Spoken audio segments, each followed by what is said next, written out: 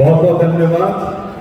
आपने मुझे इतने बड़े मंच पर, मैं समझता हूँ कि इतने मेधावी सुपर लॉयर्स और तमाम गौतम बुद्ध नगर बार एसोसिएशन ने जो ये भव्य फंक्शन किया है, मैं समझता हूँ कि मैं बहुत ज़्यादा गौरवान्वित महसूस कर रहा हूँ।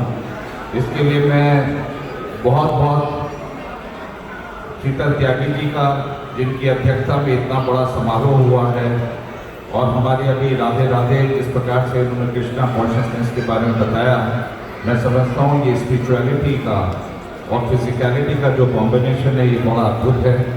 और हमारे बीच में बहुत बड़े मधुसूदन जी चले गए हैं, और आदेश अग्रवाल जी, गौड़ साहब, विनय मित्तल जी, AK मित्तल जी और तमाम आप पदाधिकारी, हमारे बीच में डॉक्टर विवेक चौधरी, जिनके माध्यम से मैं आज इस कार्यक्रम में शिरकत कर रहा हूं, और दूसरे हमारे छोटे भाई YS त्यागी, जो इनकम टैक्स की दुनिया में मुझे लगता है बहुत बड़ा उनका योगदान है। तो मैं आप सब लोगों का हृदय के केंद्र बिंदु से धन्यवाद देना चाहता हूँ। देखिए, ऐसा है कि मैं I am a spokes person for the political party also, और मुझे बोलने की आदत है, लेकिन मैं इतना अच्छा नहीं बोल पाता हूँ जितना अच्छा अभी आपके आगे पूर्व वक्ता आए और बोले। तो मुझे एक बार मैं ऐसे ही किसी कार्यक्रम में आमंत्रित था, तो उसमें जैसे मैंने बोलना शुरू किया, भाई और बहनों, तो एक व्यक्ति ने चाकू निकाल दिया। तो मैं घबरा गया बोलने की। देखिए कि भड़ास होती है, जब एक तो माइक बहुत चुंबकीय होता है और दूसरा जो है स्टेज भी बहुत चुंबकीय होता है, तो इसे छोड़ने का मन नहीं करता। तो भड़ास होती कि मैं अपने वक्तव्य को पूरा करूँ, तो मैं चुप हो गया डर के मारे। तो उसने भी चाकू अंदर रख लिया, तो फिर मैं फिर बोलने लगा, फिर उसने चाकू निकाला। तो ऐसा सिलसिला 3-4 बार चलता रहा। तो बाद में उस चाकू वाले ने कहा, सर आप बोलिए, मैं तो उसको ढूंढ रहा हूँ जो आपको लेके आया। तो YS जी, कोई गलती हो तो आपके जिम्मेदार हैं। देखिए, ऐसा है कि मैं पेशे से लॉयर भी हूँ और फिल्म एक्टर भी हूँ और प्रवक्ता भी हूँ, तो मैं तो बहुत लंबा बोल सकता हूँ, लेकिन मैं आज के कार्यक्रम की सुंदरता में किसी प्रकार का व्यवधान का प्रादुर्भाव नहीं करना चाहता। संक्षिप्त में सिर्फ यही कहना चाहूँगा कि ये जो गौतम बुद्ध का ये जो बार एसोसिएशन का फंक्शन है, इसका अगर आप परिप्रेक्ष्य देखिए तो मैं समझता हूँ ये जो अमृत काल का महोत्सव है, जिसके अंदर इतनी तीव्र गति से इतने कार्यक्रम हो रहे हैं, मैं समझता हूँ ये श्रेय हमारे भारत के यशस्वी प्रधानमंत्री श्री नरेंद्र मोदी जी और योगी जी, जिस प्रकार से तीन सरकार ने उत्तर प्रदेश के अंदर एक बहुत बड़ा योगदान दिया है, और जिसकी वजह से आज हमारी अदालतें और हमारे अंदर एक नई स्फूर्ति की चेतना प्रादुर्भाव हुई है, तो उसका श्रेय हम समझते हैं कि हम एक बार बहुत कस के जय हिंद बोलेंगे तो मैं समझता हूँ ये गूंज जो है पूरे हिंदुस्तान में जाएगी। तो आप सब लोग मेरे साथ बोलिए जय हिंद, एक बार और जोर से जय हिंद। बहुत बहुत शुक्रिया। इससे हिंदुस्तान के अंदर जो आपकी आवाज पहुंचेगी, मैं समझता हूँ तमाम जिस प्रकार के अभी अमेंडमेंट्स इन्होंने सजेस्ट किए थे GST के अंदर, और तमाम तो ये यहाँ की जो लॉयर्स की आवाज़ है वो पूरी दुनिया में जाएगी। देखिए, मैं ये कहना चाहता हूँ कि अगर आज देखा जाए तो हिंदुस्तान की जो पूरी जनसंख्या है वो 140 करोड़ है, जो कि मुझे लगता है चाइना के बाद है, और 2050 के बाद हमारी जनसंख्या चाइना से भी आगे बढ़ जाएगी। और हमारा जो पूरे विश्व का क्षेत्रफल है, we are 15% population of the world, which consists of about 7 billion people, and our entire area is 2% of the entire world area. तो 2% का क्षेत्रफल और 15% की जनसंख्या, आप समझ सकते हैं कितनी बड़ी चुनौतियां हैं। लॉयर का और पॉपुलेशन का जो अनुपात है वो भी इतना कम है कि बहुत कम है। तो लोगों के पास लीगल एड और लीगल सर्विसेज डोर स्टेप तक नहीं पहुंच पा रही। तो इसको लेकर के बहुत बड़ी चिंता है कि justice should be reaching to the every person of this country, and justice should not remain the function of the money.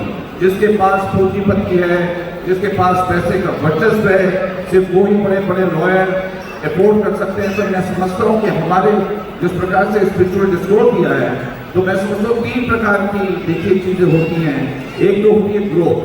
Growth जो है यूनिडायमेंशनल है। ग्रोथ में आपने 100 करोड़ बनाए, अगले साल आपने 150 कर दिए, तो वो आपकी ग्रोथ हो गई। दूसरी होती है प्रोग्रेस।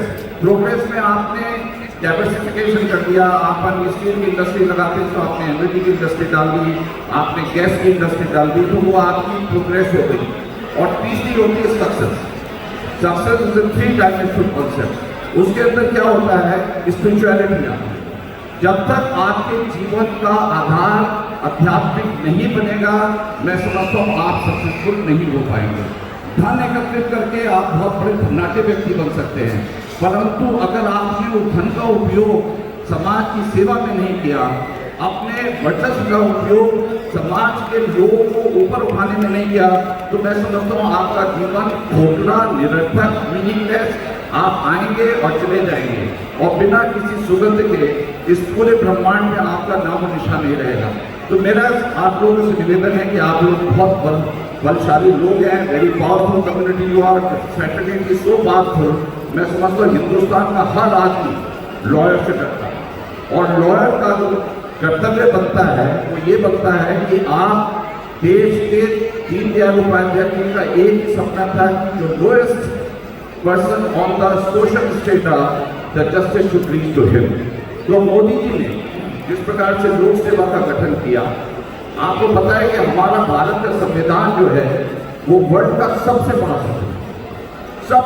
संविधान है। अमेरिका का संविधान जो है, जिसको हमसे कई सौ साल पहले आज़ादी मिली थी, मात्र उसमें कुछ ही पन्ने, और यहाँ पर 104 अमेंडमेंट किए गए। 104 अमेंडमेंट आप समझते हैं, 75 साल में 104 अमेंडमेंट, और मुझे लगता है 1,45,000 शब्दों का ये जो भारत का संविधान है वो इतना जटिल और कठिन है। वो चार्ल्स डिकेंस ने कहा है ना कि there can not be a lawyer without the ambiguity in the law. So ambiguity is the flourishing point for all the lawyers, and but we need today a very very high degree of transparency, क्योंकि transparency अगर आपके जीवन में नहीं होगी तो बहुत जटिल इंटरप्रिटेशन में उलझ जाएंगे। नो वंडर आज हमारे यहाँ 4 करोड़ हमारे यहाँ लिटिगेशंस हैं। सुप्रीम कोर्ट के अंदर 70,000 केसेस अभी तक रिजॉल्व नहीं हुए हैं।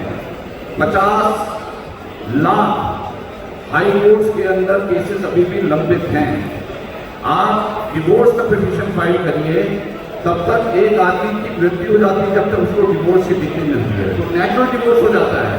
तो ये जो स्पीडी जस्टिस का सबसे बड़ा इम्पेडिमेंट है, मैं समझता हूँ ये हमारे आगे बहुत बड़ी चुनौती है। हम कैसे justice denied, justice delayed, justice denied, it's a very maxim in the law. If the justice is not seen to be done also, then it is also not justice. So what is required is transparency. We need to have a transparent judicial structure. We need to have a client-lawyer relationship should be also transparent. He should know exactly how much money he is going to spend.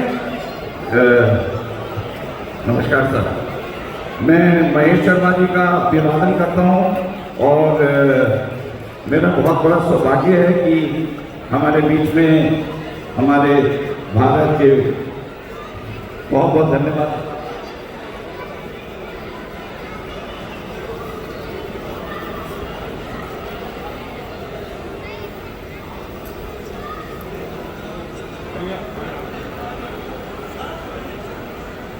मैं समझता हूँ जिस प्रकार से आप लोगों ने जय हिंद जोर से लगाई, वो आवाज हमारे मंत्री जी महेश शर्मा जी के कानों तक पड़ी और वो स्वयं यहाँ पर उपस्थित हो गए। इनके लिए जोरदार तालियां।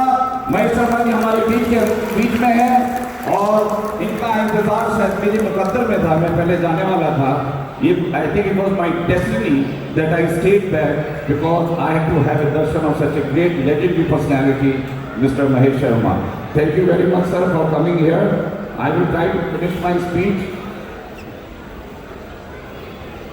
तो मैं ये कह रहा था कि 4 करोड़ हमारे यहाँ लिटिगेशन है, जो कि 4 करोड़ का मतलब बहुत होता है। अंडर ट्रायल्स की संख्या इतनी लंबी है, जो छोटे छोटे ऑफेंस के चक्कर में उन्होंने जेल भर रखे, 50 लाख हाई कोर्ट में। तो आप देखिए कॉन्स्टिट्यूशन इतना बड़ा है, मोदी जी का एक सपना था कि मैं एक दिन में एक कानून को निरस्त कर दूं। ऐसे कानून है कि देखिए हमारे कानून का जो बुनियाद है वो इंग्लिश कॉलोनियल रूल का है। मैकाले ब्रिटिश रूल ने जिस प्रकार से अपने एडवांटेज के लॉ बनाए थे, तो उन्हीं का आज हम विरासत में अपने आप खींच रहे हैं, उसमें इधर उधर अमेंडमेंट होते रहते हैं, तो उसकी वजह से। लेकिन वो बुनियादी तौर से जो हमारा पूरा सर्कमस्टांसेस है उसके साथ उसका कोई कनेक्ट नहीं है, it is disconnected.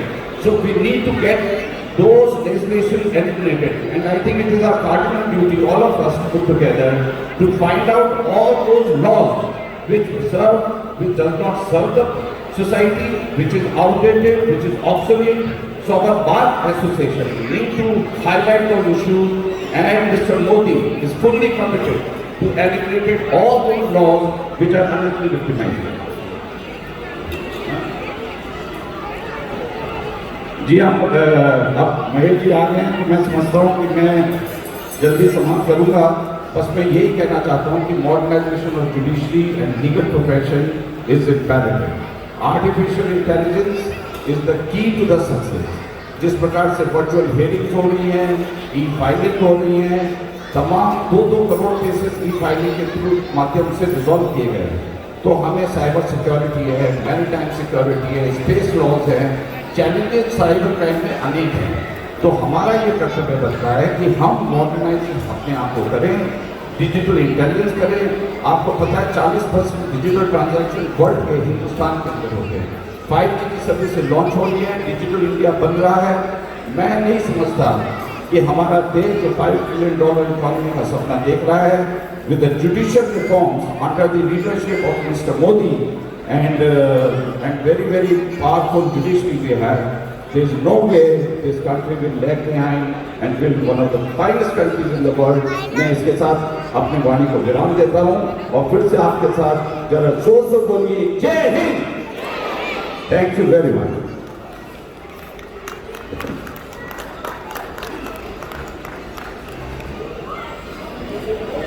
Thank you sir. हमारे मुख्य अतिथि डॉक्टर महेश शर्मा जी हमारे बीच पधार चुके हैं। आपका हार्दिक स्वागत है। और सर आपके वेलकम के लिए तो पूरी कार्यकारिणी चाहती है कि वेलकम करें।